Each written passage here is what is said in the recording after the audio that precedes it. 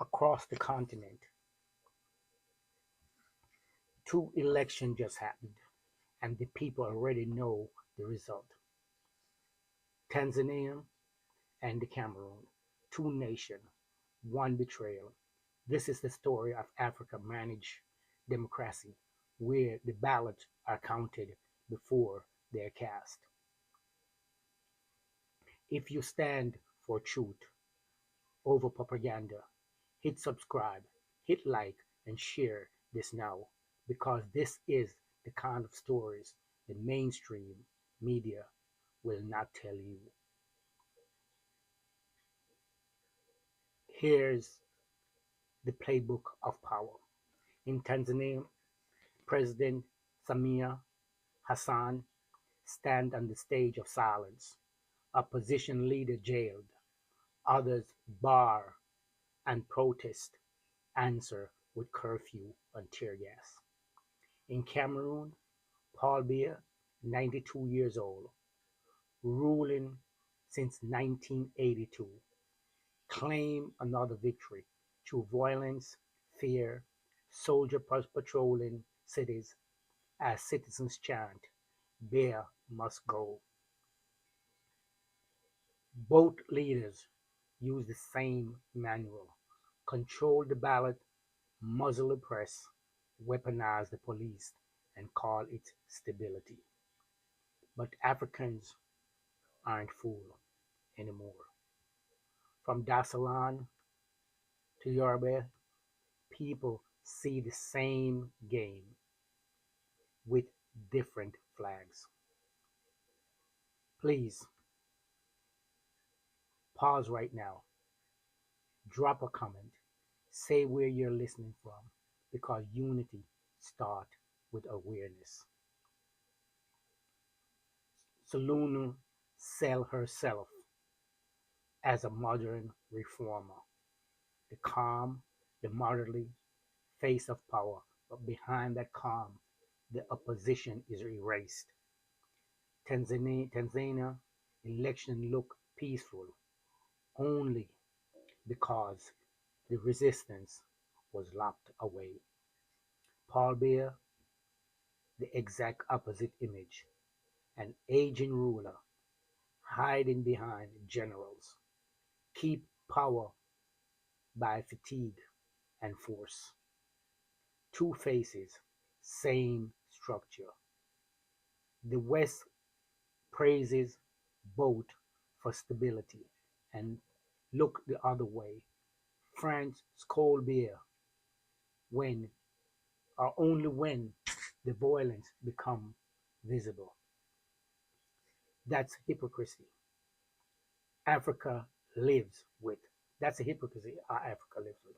The colonial child still decide which dictator is acceptable and which is not. Tanzanian youths marched even under blackout. Cameroon youth faces bullet and kept coming. This generation is fearless. They are saying enough is enough. What connects them isn't anger, it's the awakening. They know democracy choice is just a slogan. They know reform without accountability is a theater. And they know the liberation doesn't come by invitation, it comes by confrontation. If you believe in Africa, you youths, are you true opposition? Share this episode right now. Let's push this truth past the algorithm designed to silence it. Veteran diplomatic rush to defend the rule of law, yet they bankroll these regimes through loans and military aid and silence. They lecture Africa about transparency while closing their eyes to stolen election. As long as ports stay open and contracts stay flowing. But the old game is dying. From the Sahel to the Great Lakes, Africa are rewriting their destiny. One protest, one expo, one election at a time. The message from the continent is clear. We don't need supervisors. We need sovereignty.